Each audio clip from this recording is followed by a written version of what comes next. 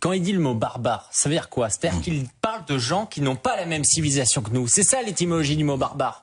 Donc moi je veux bien qu'on parle de justice, qu'on parle de force de l'ordre, mais on va pas mettre tout le monde dans les prisons. Le vrai problème aujourd'hui c'est quoi? Le problème il est civilisationnel, je suis désolé. C'est-à-dire qu'on se retrouve aujourd'hui avec des enfants dont les parents étaient les émeutiers de 2005.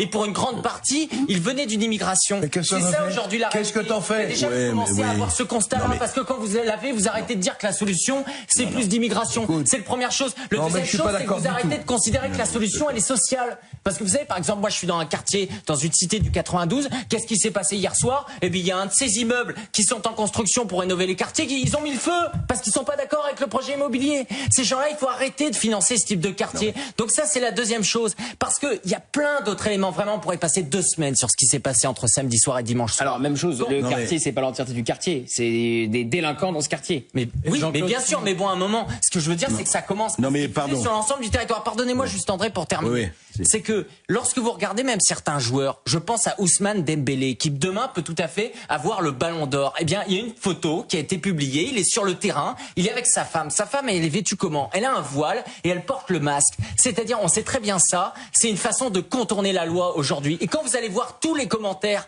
sur la publication Instagram, qu'est-ce qui est mis en permanence? Des centaines de messages, pardonnez-moi l'expression, ils disent « on baise les fachos ». Voilà la réalité. C'est qu'hier, ce qui s'est passé, c'est qu'ils voulaient envoyer un message. Le message, ces gens-là, c'était pas juste des supporters de foot. Il y avait pas du tout que des supporters de foot. Il y avait des gens des quartiers. Ces messages, c'était, on est chez nous. Avant, on était dans les quartiers. Maintenant, on va empêcher vos filles et vos mères de se rendre aux Champs-Élysées. Je suis d'accord avec l'essentiel de ce que tu dis. Dis-moi, pour conclure, qu'est-ce qu'on fait?